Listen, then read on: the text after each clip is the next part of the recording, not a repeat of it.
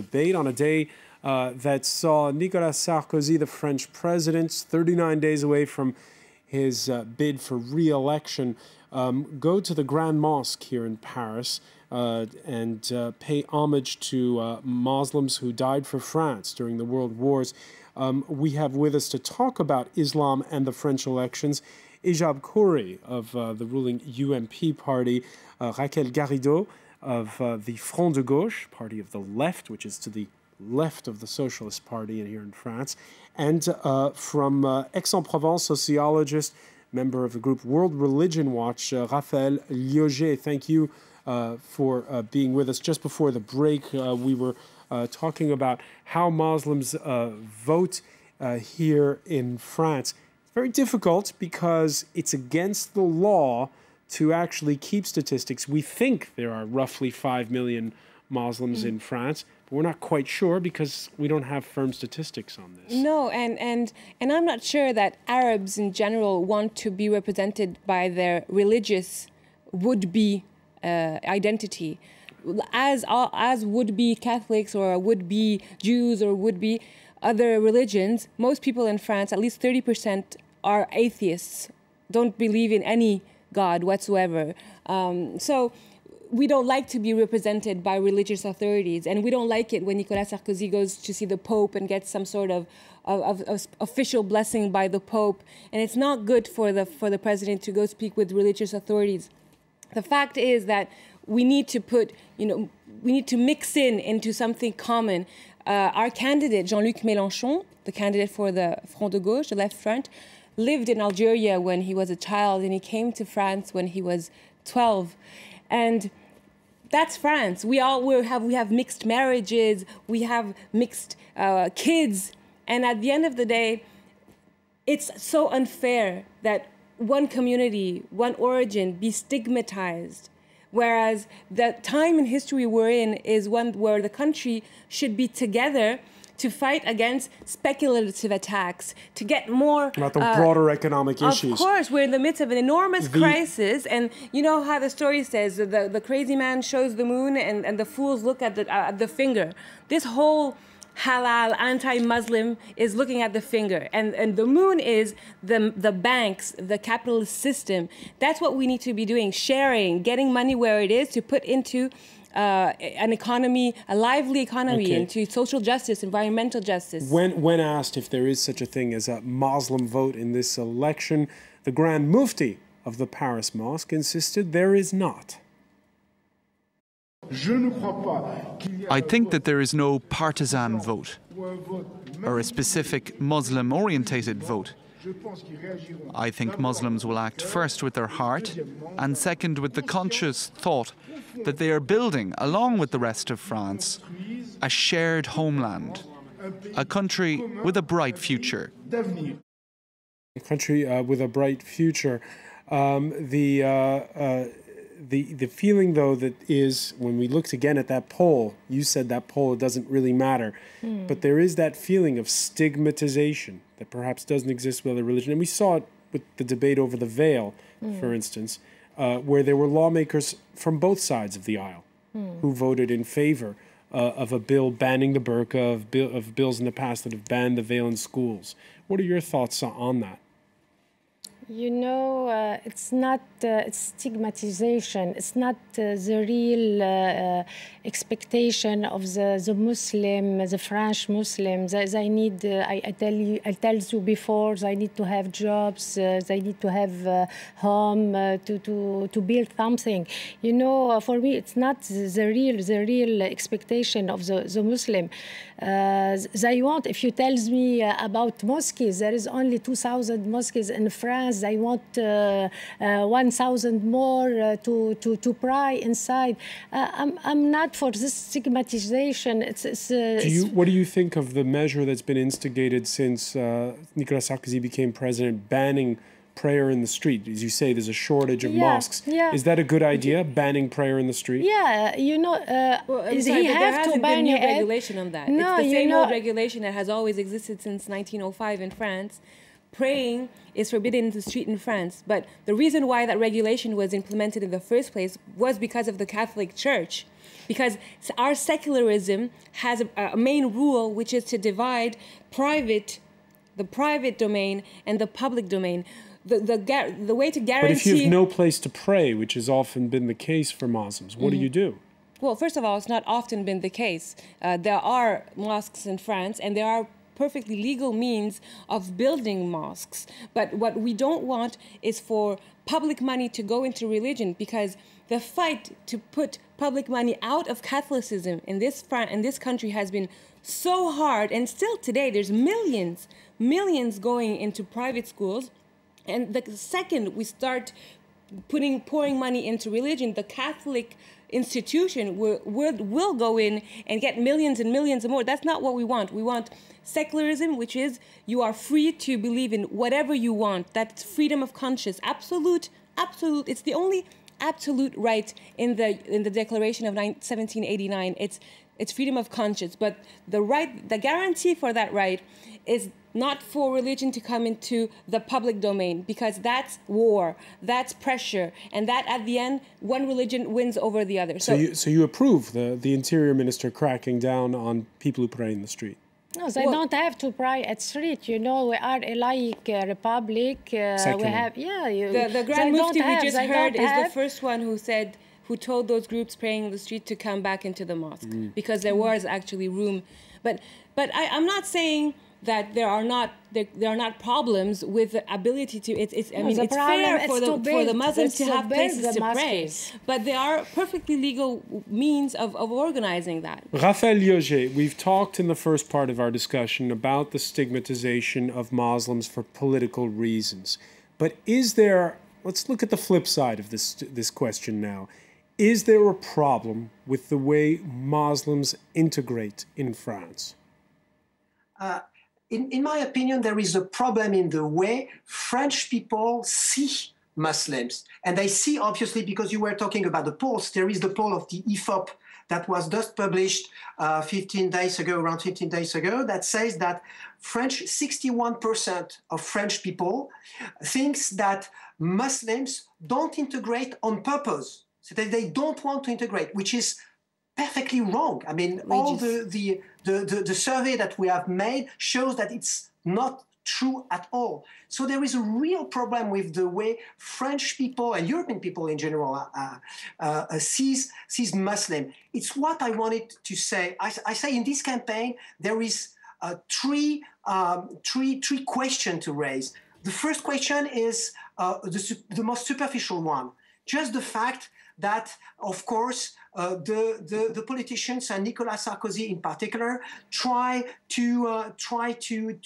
get the votes of the extreme right and of the Muslim in the same time, and so in the same time he let part of his government stigmatized Muslim, and on the other part he's quoting them, giving good gesture to Muslims. But that is just the superficial part of the question. The deepest part of the question is the fact that before 2000, around 80 and 90, there was, of course, racism. There was a rejection against the Arabic, the fear that they will multiply and steal our worth, our social security and everything. But the Muslim was in the middle of that. There was Muslim, there was Arabic, black people, etc. It was the general racism and the general xenophobia. Exactly. But in 2000, that has changed because there is this word that appeared in the public debate that is not only Islam, but Islamization.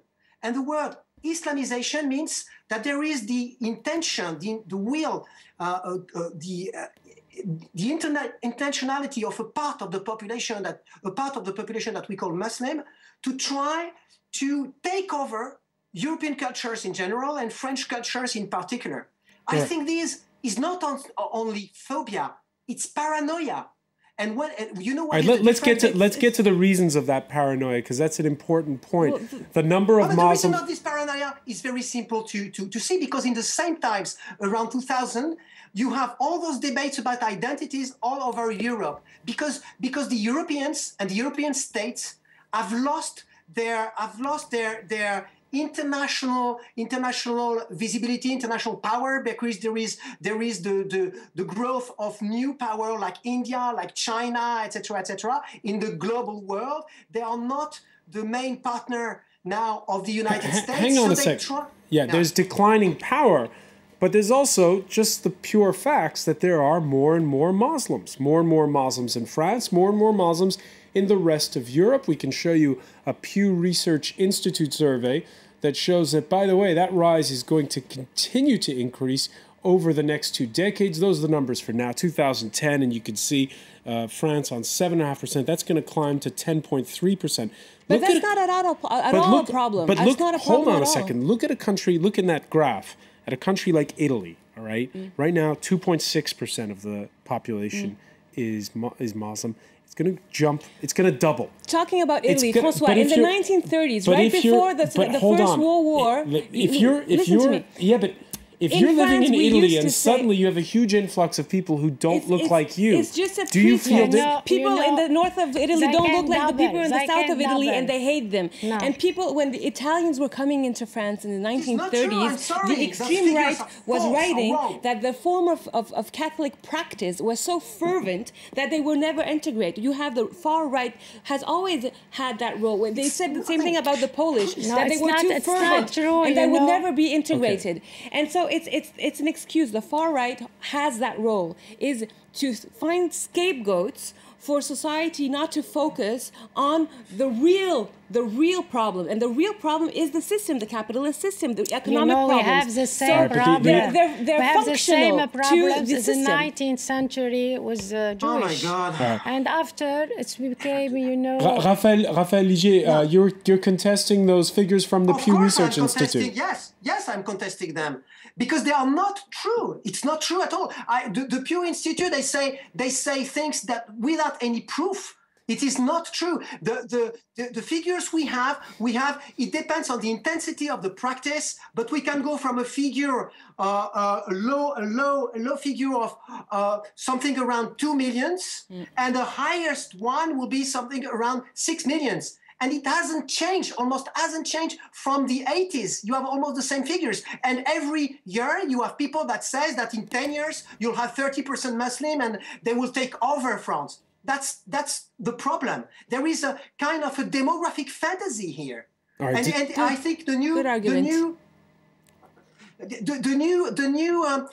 garment of racism is this demographic fantasy now. We have to stop with all those crazy figures. The demographics, by the way, are on the side of mixing. Most families are mixing. Our kids are mixed, and demographics are on the side of natality. In France, we have the highest natality in Europe, and our babies are just are mixed. So but what about the point that Raphaël Ligier makes? That part of the reason for this stigmatization, he's saying, is also just this general feeling of economic decline, which makes people feel very uneasy about who they are. It's a social reason.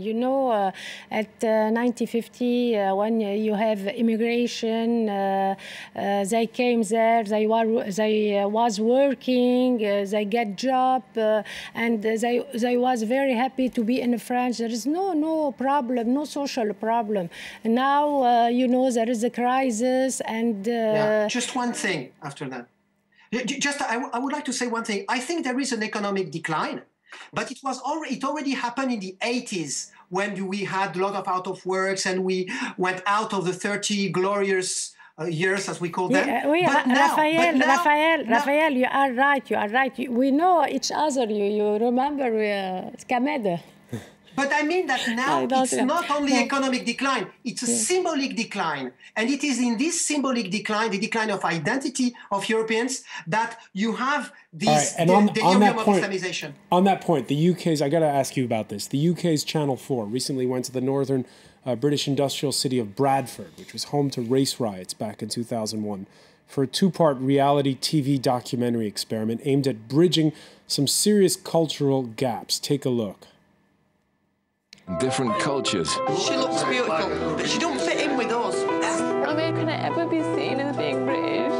Really live together. It's about being more tolerant of each other. And define what it means. We've integrated because we've lived with each other. To be British. It's Bradford British, a groundbreaking documentary, Thursday at 9 on 4. All right, it's open to debate whether or not that one documentary helped solve the problem.